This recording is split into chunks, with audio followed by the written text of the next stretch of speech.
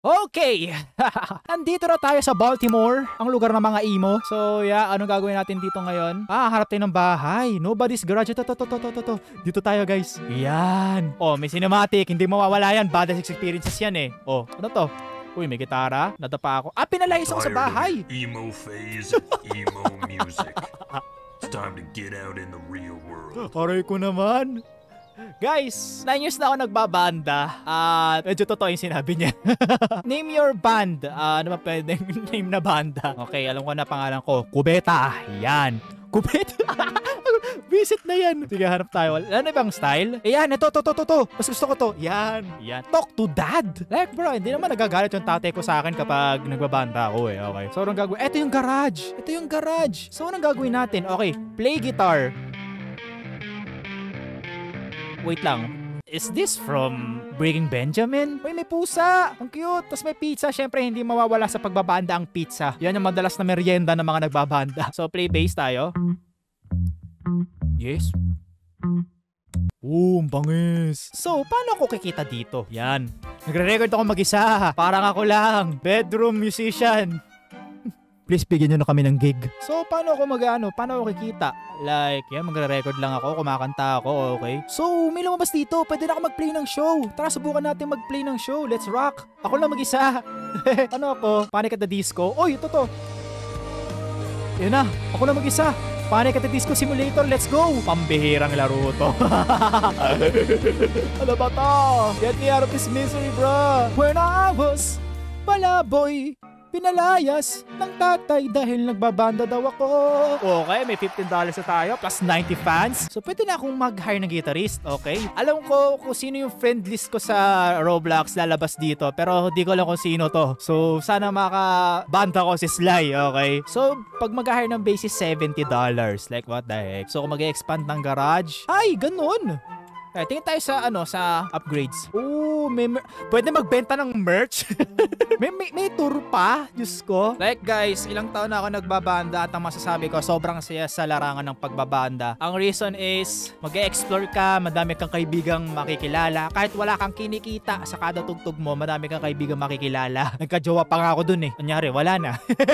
Pero yun nga, sobrang magical ang mundo ng pagbabanda. May mga taong mag-hate sa'yo, hindi mawawala yun. May mga taong magugustuhan yung performance nyo. Syempre, saya din mag-recording. Talagang hindi lang kayo basta banda eh, kundi pamilya na rin kayo eh, na nagkakasundo sa mga kalokohan, ganun. So, yan, ito yung reason ba't di ko maiwan ng pagbabanda. So, tara subukan natin. Alright.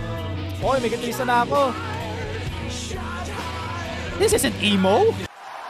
Ang makulit lang dito sa larong to, naka-base talaga yung buhay banda sa ibang bansa. Kasi hindi mo magagawa na tumugtog sa garage sa Pilipinas kundi mapapabarangay ka. So, ginagawa namin dati, kapag gusto namin kumuha ng gigs, naghahanap kami ng mga pages kung saan yung may mga productions na nagpapa-open for line-up. Tapos mag-i-studio kami, gagawa ng kanta. Tapos yung kantang ginawa nyo, tutugtog nyo sa maraming tao. Minsan na-i-invite kami sa mas magandang gigs. Ang magical kung tutusin. So, expand na natin yung garage natin.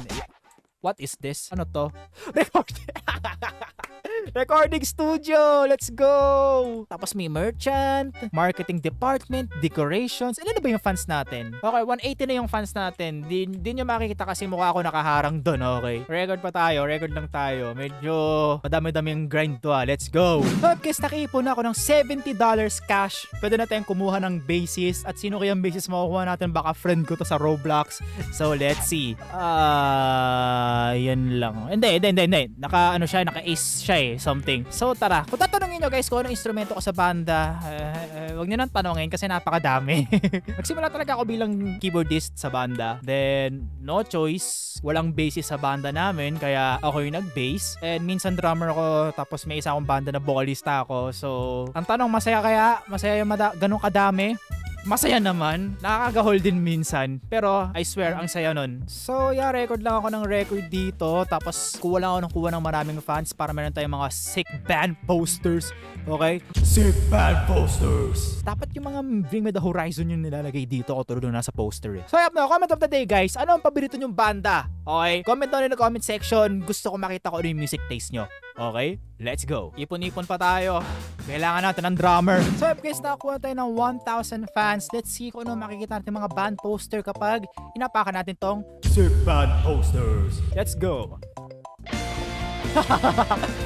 As always, hindi ko nagawa yung ganyan kasi hindi pwede maglagay ng poster. Sobrang kalat na ng bahay namin actually. So yeah, tingin tayo dito sa mga sa ating studio kung pwedeng gumastos like, buy marketing department. Eto, to.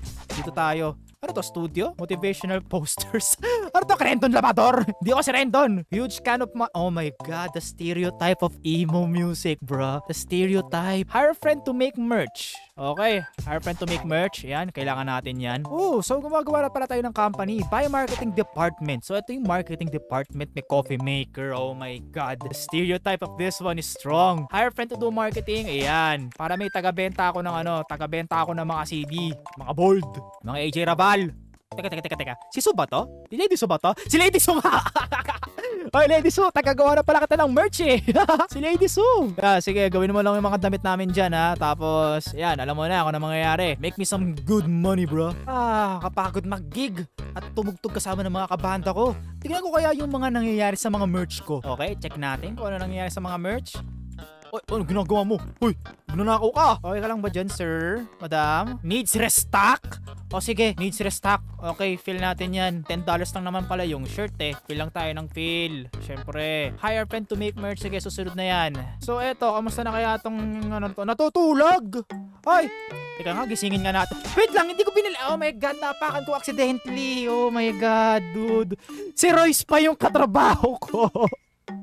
King FB, ang ginagawa mo? You need a coffee, bro. Sige. Needs restock. Fill natin to. 20 yung kape. Sige, magtrabaho kayo ng maigi Benta nyo yung CD ko. Yung mga AJ Rabal ko ha. Yan. Mas maganda yung may ganito eh. Yun yung gusto ko pag sa pagbabanda, which is hindi pa namin ma-achieve. Magkaroon ng team na magbabenta ng mga merch, gumagawa ng mga merch, magre-repack ng mga merch. So pwede namin gawin yun individually. Pero kapag may ganun ka, feeling mo sikat ka na nun eh. Naano ko pa yung pagiging Iraq ko dito, guys. Iraq tayo dito, okay? So may wala tayo ng 100 cash. Siguro, kumumura tayo ng recording studio. Yan, recording studio. Oh my god, Tower of Doom. Tapos, contracts.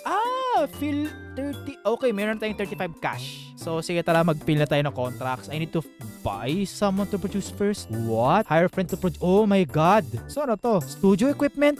So, sarili mo na itong studio? Apparently, ginagawa ko, nag-fill naman ako ng mga coffee para hindi sila tamarin hanggang sa makapagbenta ako ng madami-dami. At pwede na nga pala ako mag-upgrade, di ko rin alam. Para habang tumutugtog kami, tapos itong mga upgradables na to, malaking tulong to. Okay? So, tara guys, jamming tayo. Pagpatuloy natin ng Iraq sa Pilipinas. Sakto-sakto pala yung buhok ko ngayon kasi kung nakikita nyo, ayan may bangs na ako ulit, tas ang ikli na ng buhok ko. Ito lang ang masasabi ko. Sana all may kita sa gig. Pero okay lang, masaya naman. Gusto ko lang talaga tumugtog, pantagal burnout ko rin sa trabaho if ever. Ay nako, nakakamiss tumugtog. Tatlo lang sila, wala silang drummer pero may tunog na drums. Oh my god. God, may gifakist dito pre. May gifakist. Para pa tayo cute metal. Kakainis.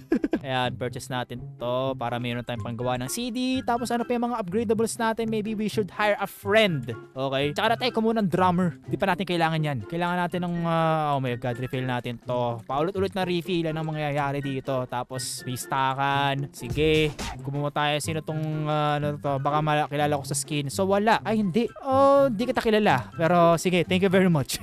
So apparently pamahal siya ng pamahal, $270. Tapos yung fans natin nasa 1.8k. So tingnan natin ano ba yung makakuha natin sa ganung kadaming fanbase. So apparently wala pa. Pero baka dito meron na. So 500k yung kailangan na fans. Gosh. Ayan, sige, gawa lang kayo ng gawa dyan ha. Motivational posters. Di ko lang kung gets bakit kailangan ng motivational posters. Like bro, lumapit kayo kay Rendon Labador. So i-goal naman natin is kumuha na ng drummer. Okay, kasi 250 pa kailangan para makakuha ng drummer. Kapag nakakuha tayo ng drummer, vocalista na lang, manager na tayo. Awal ko kung ganun nagwo-work yung laro na to pero baka hanggang vocalist lang, okay? Buuin lang natin yung banda natin, then after nun mag-outro na tayo, okay? Guys, meron tayong 250 pesos or dollars rather. Kumuha tayo ng drummer.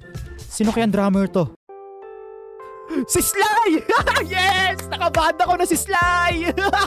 Oo, si Sly to. Pero si Sly nga talaga. Si Sly to. Oh my God. Nakabanda ko na si Sly, guys. Hire a singer, 1K.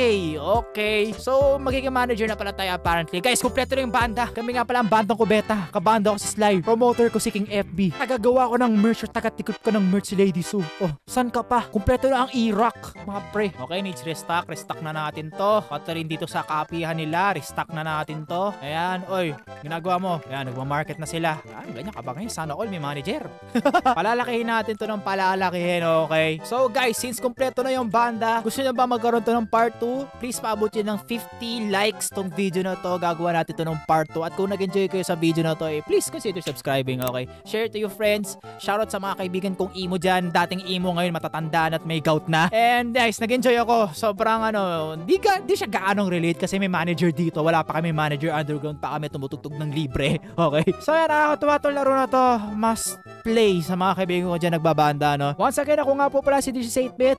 Kita-kits tayo sa susunod na gigs. Peace and goodbye. See you sa susunod video. Bye-bye.